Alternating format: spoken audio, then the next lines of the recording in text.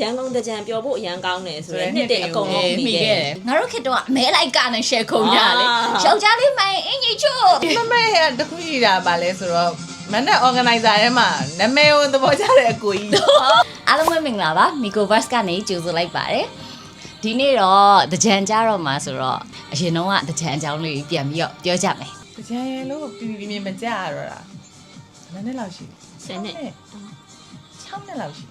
ဒါပေမဲ့ငယ်တော့ကြာတော့9တန်းလောက်ခရေကမန်နဲ့စထိုင်နေတာဆိုတော့ ဟုတ်တယ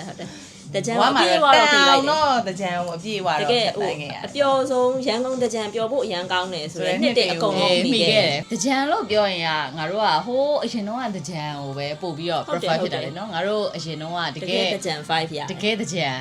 EDM တကြံခင်မရောက်ခင်တော့ကတကြံ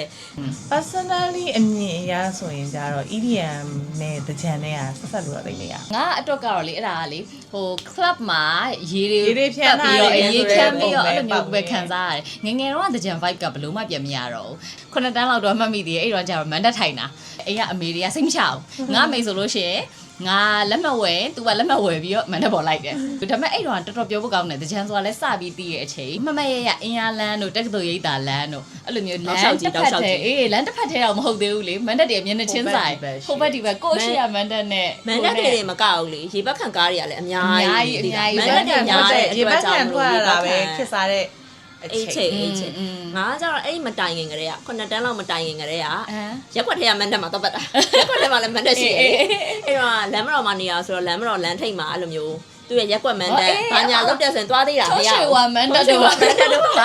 ငါလမ်းမှာငါလမ်းထိပ်မှာလေအဲ့ဒီကိုလည်းမရမကငိုပြီးသွားတာလေလိုက်မဖို့အဲ့ဒါငိုတယ်စန္ဒပြတယ် ကြတော့ငငယ်ကလေးကအိမ်ကကားနဲ့လဲတာအဲ့တော့အမျိုးတွေကန်ဆန်နေစုပြီးတော့ကားနဲ့လဲကြတဲ့ဟာမှာအဲ့ကလေးကနှစ်တိုင်းကားနဲ့လဲတယ် အဲ့ဒါမျိုးလည်းထွက်သေးတာမမိနေတဲ့ငယ်ဘဝတကြံဆိုတာအဲ့လိုမျိုးတိလားမန်ဒတ်ထိုင်မယ်ပြီးရင်ရှောက်လဲမယ်အဲ့တော့ဆိုလို့ရှိရင်လဲရတာလဲအရင်တော့လဲရတာအမျိုးတွေနဲ့ပဲလဲရတာလေအဲ့တော့ကားတွေကလေဟိုចောင်းကားလုတ်တဲ့ကားတွေ high ace လို့ကားမျိုးမလားအဲ့ဒါတွေဘေးနားနေနောက်ဖုံးတွေကိုဖွင့်ပြီးတော့ဘေးနားမှာလည်းပြုတ်ကြမှာဆိုလို့ကျိုးတွေကကာထားတယ်ဝက်ချန်လို့ ကျိုးတွေရောအေးအဲ့ဒါတွေနဲ့ ဝက်ချန်ကြီးလို့ ဝလုံးတန်းနေနဲ့အေး ဝလုံးတန်းနေနဲ့ကျိုးတွေနဲ့ကာအဲ့ဒါမှအဲ့ဒါလည်းပြောတာပဲအဲ့ဒါမလိုက်ရရင်တရက်မလိုက်ရရင်တရက်အဲ့ဒါထမင်းမစားပဲဆန္ဒပြတာ ကားပေါ်မှာကားပေါ်မှာတိုင်ကြီးတွေတင်ပြီးရေခဲတွေနဲ့ပြန်ပတ်တာ အဲ့လိုလောက်တယ်နည်းနည်းကြီးသွားတော့ကြတော့အကိုတဝမ်းခွဲတွေကဂျစ်ကားနဲ့လဲတယ်အဲ့ဒါလည်းဂျစ်ကားရှေ့ကနေရှေ့သွားနေလိုက်တာ ငါတော့ကားနဲ့လဲရတိတ်မလဲခဲ့ရအောင်နှစ်ခါလားပဲလဲဘူးလေဘာဖြစ်လို့လဲဆိုတော့ဟိုအမျိုးအဲ့လောက်မများဘူးဆိုတော့အမျိုးထဲမှာလဲလူလဲအဲ့လောက်မရှိဘူးဆိုတော့ငါကတော့မန်တက်ထိုင်ရတာပိုများတယ်ပြီးတော့အဲ့တော့မှတ်မိသေးတယ်မထိုင်ရဘူးဆိုရင်အမေကမလွတ်ဘူးဆိုလို့ရှိရင်ဘာလုပ်လဲဆိုတော့ဝရဏမှာထွက်ပြီးတော့ထိုင်ပြီးတော့အဲ့ရတကြံကားတွေဖြတ်သွားတယ်ဟိုကဟေးဆိုထွက်သွားငါဟေးဆိုတော့ အတူတူပဲလားပြင်ထမင်းလည်းမစားဘူးအိမ်နေ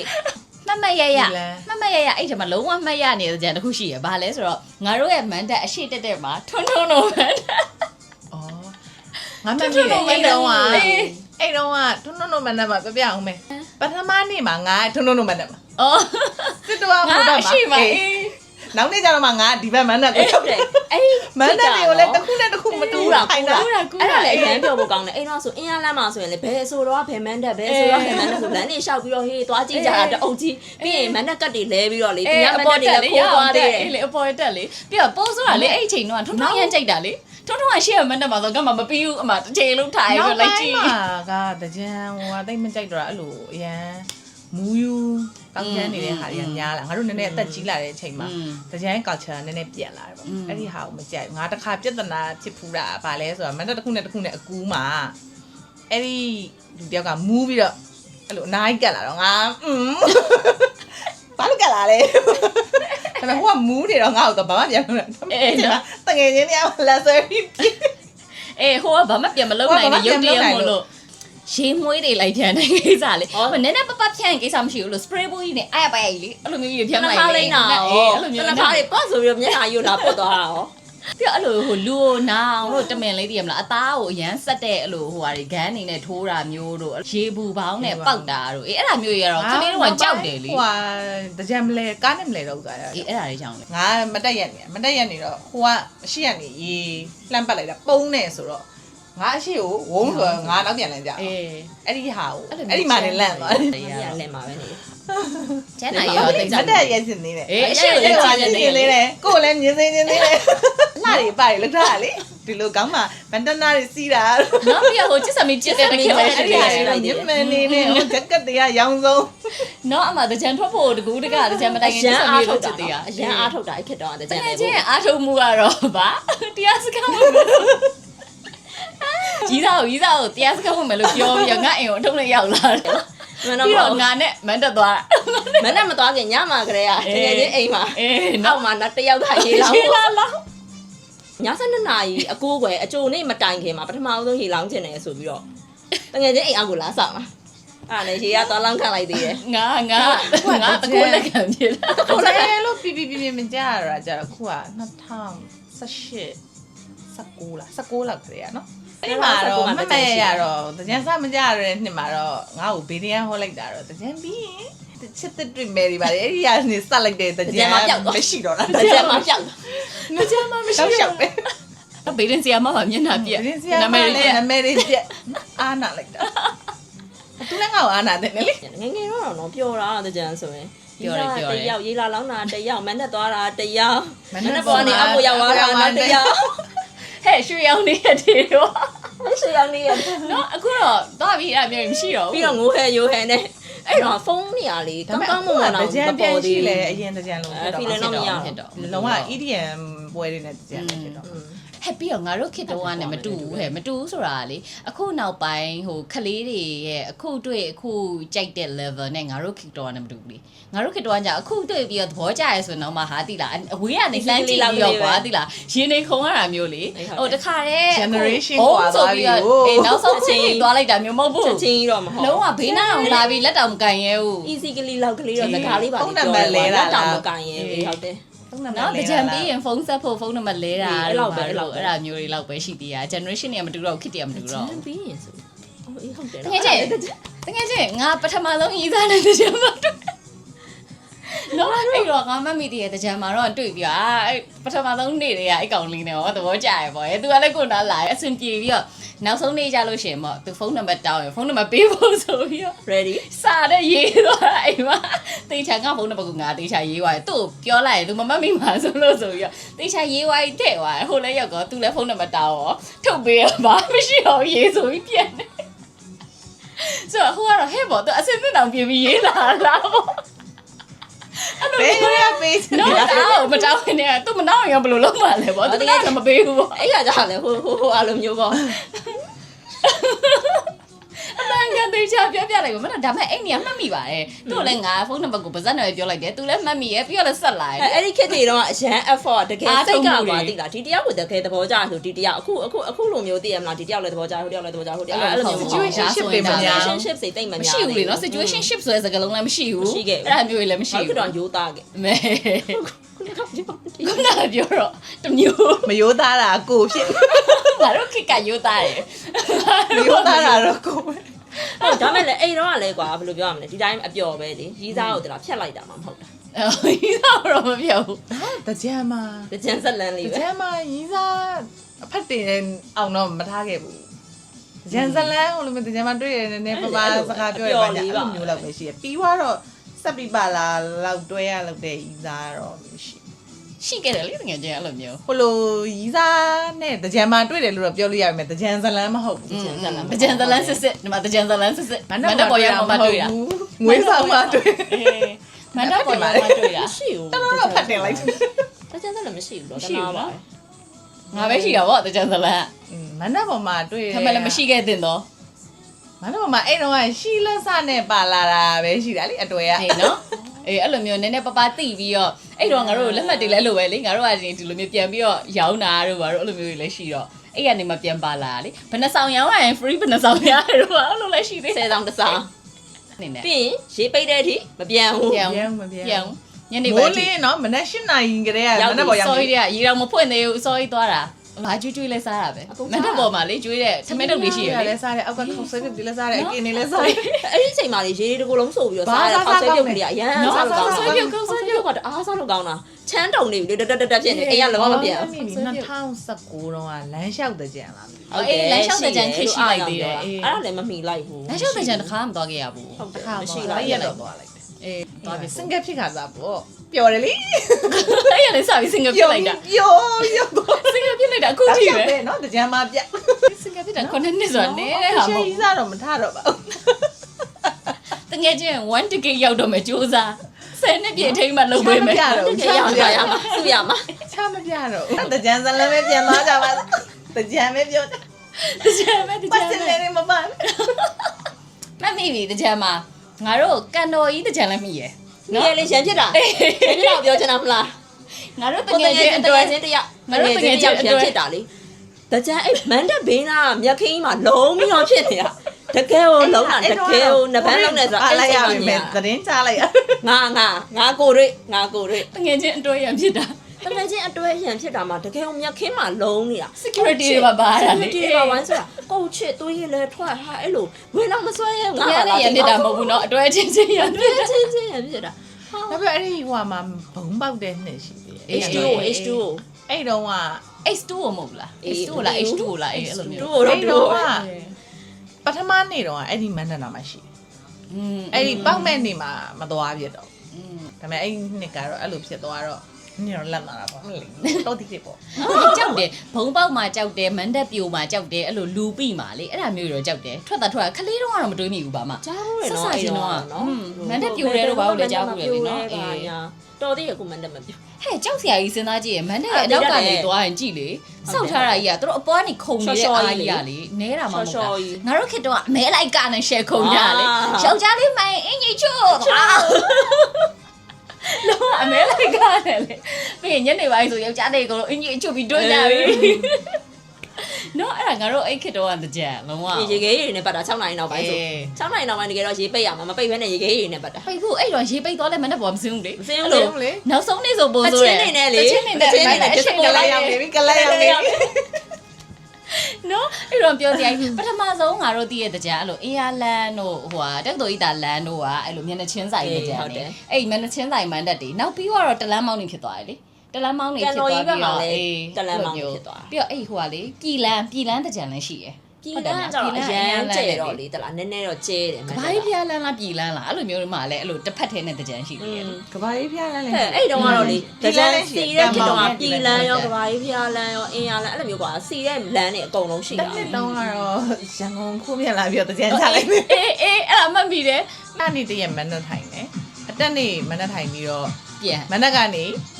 ေခလေးပြန်ရေမိုးချိုးပြီးတော့လေးစိတ်တန်းစင်း အဲ့နေ့ညမှာပဲပြန်လာလား အတက်နေ့ညမှာပြန်လာ ပင်မတာဟဲ့ ရောက်သွားဖို့ရည်ကြီးတယ် နော်အဲ့နှစ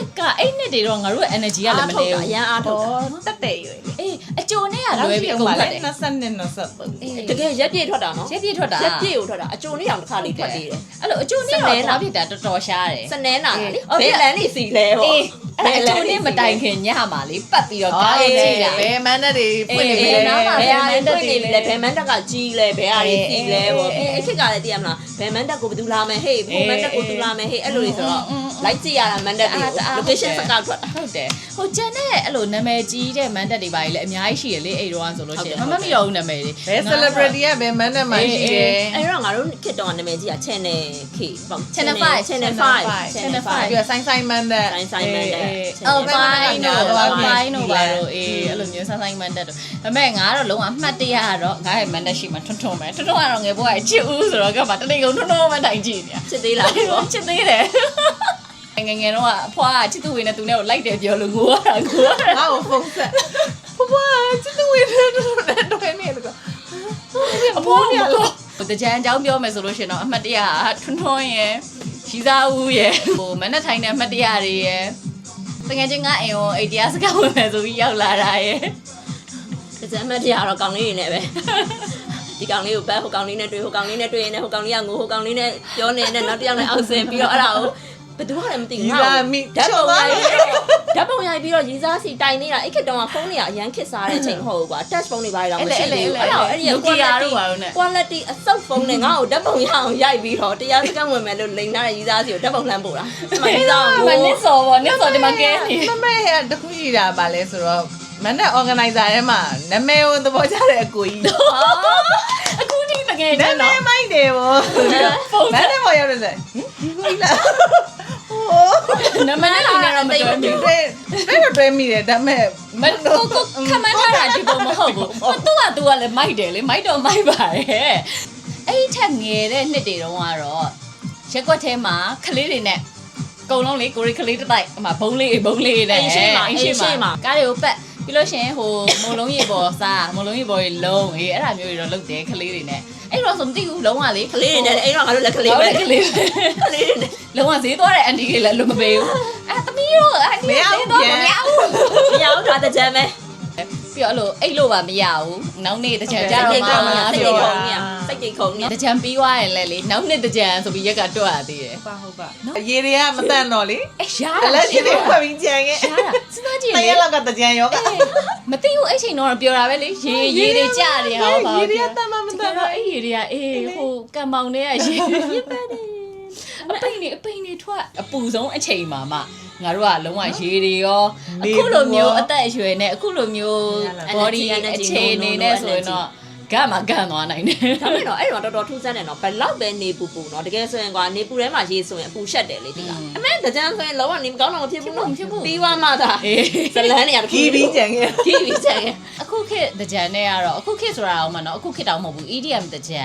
နဲ့တောင်မှမတူတော့ဘူး ဒီပြန်တကြံလဲကြုံရပြီမဲ့မပြော သွားခဲ့ဘူးတယ်မပြောဘူးတရက်ပဲသွားတာအဲ့ဒီထဲမှာကို vibe မဟုတ်တော့ဘူးလို့ခံစားရတယ်ပို့ဆိုတာဟဲ့မန်တက်လို့မဟုတ်တော့ဘူးအရင်တော့ဆိုမန်တက်ဆိုရင်လမ်းမပေါ်မှာ EDM ပွဲကြီးမှာ ဝင်းကြီးထဲမှာလေ ဖွင့်နေတဲ့ဟာကို ဒီလူတွေကဒီလူတွေပဲလူအစ်စ်တွေ ဟုတ် မရှိ တယ် ဘူးကွာဒီလူပဲဒီဝင်းထဲရလူပဲဟိုကကြတော့အပြင်ကလူတွေရောထက်လာတဲ့လူတွေအောက်ဆင်းသွားတဲ့လူတွေကိုကလည်းအောက်ဆင်းလို့ရတယ် လည်းမြင်ရတယ်လေဒီလားအပြင်လည်းမြင်ရတယ်ကားတွေကိုလည်းမြင်ရတယ်ကားတွေကိုလည်းပတ်သေးရကွာ ပွဲတော်အနေနဲ့ခံစားရတယ်ဟိုကကြတော့ ဝင်းထဲမှာပဲရေပန်းဖွင့်ထားတယ် ဒီကလပ်မှာရေပန်းဖွင့်ထားတယ်ဒါပဲရေပန်းဖွင့်ထားတယ်ဒီကလပ်ဖြစ်သွား အဲ့လိုမျိုးဆိုတော့အဲ့ဟို EDM လည်းမကြိုက်တော့ဘူးဆိုရယ်အဲ့တချင်းနေနဲ့ကိုနေကလည်းမ vibe အဲ့ဒါဟိုမှရေကလည်းမစိုးမပို့လေးပဲဖွင့်ထားတာကွာပူသလိုလိုအေးသလိုလိုဆိုးသလိုလို နောက် စီသ ပြီး လို တော့ လို ဒီ နဲ့ အခုရှိရတယ်ငါတို့ငယ်တော့ကကြတော့ဒီတယောက်နဲ့တယောက်မိတ်ဖွဲ့ဖို့ခင်ဖို့တိလာစကားပြောဖို့အဲ့လိုလေးတွေကလည်းနည်းနည်းပို့လွယ်တယ်အခုကကြတော့ကိုးထားရင်းနဲ့ကိုပဲကွာလဲပဲသွားပါကိုအုပ်နဲ့ကိုပဲ group နဲ့ကိုပဲအဲ့လိုမျိုးငယ်တော့အဲ့လိုမျိုးဟိုနည်းနည်းပို့ပြီးတော့ open ဖြစ်တဲ့ဟာမျိုးမရှိတော့ အဲ့တော့ဆိုတော့အဲ့ကြမှာအဖွဲလိုက်ကြီးခင်သွားတာတော့ပါတော့ လုံးမရတော့ရှိရလေးပဲပေါ့အဲ့ကြောင့်မပြောတော့ ငါတို့ခေတ္တကဆိုကွာအရက်တောက်တဲ့လူတွေတော့ရှိရဲအဲ့လိုမျိုးပါ punch တွေပါ ဒါပေ တော့ မဲ့ ကြာ ပြန်ထိန်းကြတယ် ဒါပေမဲ့အဲ့ဒါပဲကွာအဲ့ဒါပဲသိလားတခြား punch ပဲ track တွေ punch မပါဘူးတခြား track တွေပါလေဆိုတာ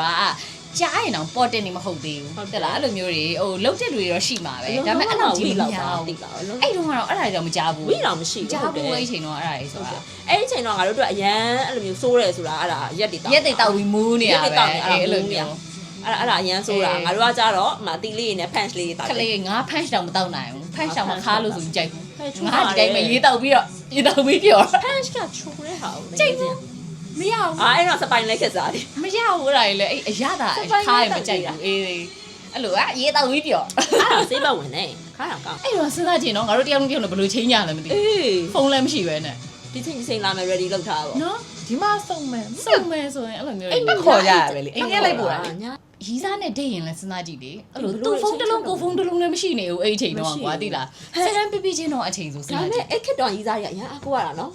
အဲ့ချိန် ဒီ တော့ ချိန်လားဆိုဒီချိန်ရောက်ပြီ အိမ်မှာအဲ့တော့ဂျိုးဖုံးပဲရှိတာနော်ဂျိုးဖုံးပဲရှိတာတခါလေကြာရင်ဂျိုးဖုံးကလည်းသိရမလားပြတ်သွားတယ်လေမုံတိုင်းတွေပါလေတိုက်တယ်ဆိုအဲ့ဒါဆို အိမ်အောင်ရောက်နေပြီ အိမ်အောင်မှာရောက်နေပြီဖုန်းလည်းဆက်လို့မရအောင်เนาะဒါပေမဲ့ပြင်းလို့ဆိုရတာထွက်ကြည့်လိုက်အိမ်အောင်မှာမဟုတ်ထုံနေ အဲ့ခေတ်တော့အားထုတ်မှုတွေအရင်ရှိအရင်အခုခေတ်ကကြောင်အခုခေတ်ကမတူခေတ်ကြောင် အဲ့ခေတ်မှာပဲနေကြတယ် ခေတ်ကြောင် အဲ့ခေတ်မှာပဲနေကြတယ် ညရောက်နေပြီလေ အားထုတ်မှုတွေကမတူတော့ဘူးငယ်ချင်းအဲ့လိုမျိုးတကြံကြကြချင်းအကြိုနေဆိုလို့ရှိရင်လည်းရေကိုပထမဆုံးလာတာတဲ့အေးနော်အဲ့ဒါမျိုးပြပတောက်ပန်းလာပေးရတာတို့အဲ့ခေတ်မျိုးတွေဒီခေတ်မှာဒါမျိုးမရှိတော့ မရှိတော့ တအားကိုကွာသွားပြီအဲ့တော့ကတော့ အခုခေတ်ကတော့တော်တော် effort နဲ့ပါအားကြောင့်လည်းငါတို့ single ဖြစ်နေရအရင်ခေတ်ကရခဲ့တဲ့ effort တွေနဲ့သိလား treatment တွေကဒီခေတ်ကလူတွေက ဒီမှာလည်းလေအဲ့လောက်ကြီးတော့အဲ့လောက်ကြီးတော့မမျော်လဲဒီခေတ်ကြီးမှာဘယ်လိုလုပ်ရလဲရတာလဲ မဟုတ်ရလိုက်သေးတယ်ပြီးတော့ပြန်မရတော့လား ခဏပဲတကယ်ချင်းအဲ့ဒါမဟုတ်တာတွေအဲ့ဒါခဏဟန်ဆောင်လို့ပဲရမှာနင်အဲ့အပေါ်ရမယ် မဟုတ်ဖိတ်ကြပါလားဆက်ပြီးတော့ မရဘူးလေတသက်လုံးဘယ်လိုပိတ်နိုင်မှာလဲအခုခေတ်ကြီးနေတော့အဲ့ခေတ်ကအားထုတ်မှုလို့ရှင်တော့မရဘူးတပြင်းနေပါချအခု အဲ့ခေတ်တော့အဲ့လိုအားထုတ်ခဲ့တဲ့လူနဲ့လည်းမညာခဲ့ပါ နော်သူတို့လည်းမိမ့်မရသွားကြပြီမ ရ လား သွားပြီ အေး ဟောတကြံဆိုရတော့အများနဲ့နှစ်တိုင်း မပြတ်မကွက်ပြောခဲ့ရတယ်ဒီအချိန်မှာတကြံ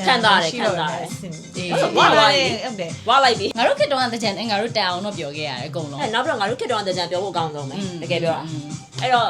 ဒီခေတ်ကြီးမှာပြောဖို့မကောင်းတဲ့တကြံမပြောရလို့လည်းဘာမှဖြစ်တော့ အဲ့လေပြီးတော့ကြိုက်မှမကြိုက်တော့တာငကိုတဲ့အဲ့ EDM တကြံမှာတဲ့ဟိုအစမပြေတော့ တချင်းနေအောင်စကြည့်အောင်ဒါလေးဆိုဘယ်လောက်မြူလဲ ရှေးတနာလေးနဲ့ပြတ်မယ်တကြံကတော့အဲ့လိုအမှတ်တရတွေတော့များတယ်ကွာအဲ့လိုစိတ်ထဲမှာအမြဲတမ်းပြန်တွေးမိရင်တော့ပျော်စရာအမှတ်တရတွေအများကြီးပဲဒီလိုတချင်းအဟောင်းလေးပြန်နှထောင်ရင်လေအဲ့တုန်းကချိန်လေးကိုပြန်ရတယ်နော်ဆိုတော့ဒါကတော့တကြံအမှတ်တရတွေပေါ့နော်ငယ်တုန်းကတကြံအမှတ်တရတွေကိုတငယ်ချင်းတွေနဲ့ပြန်ပြီးတော့စုံတော့စမြုံပြန်ဆိုတော့ဒါပါပဲကျေးဇူးတင်ပါတယ် ဒါ ကျေးဇူးတင်ပါတယ်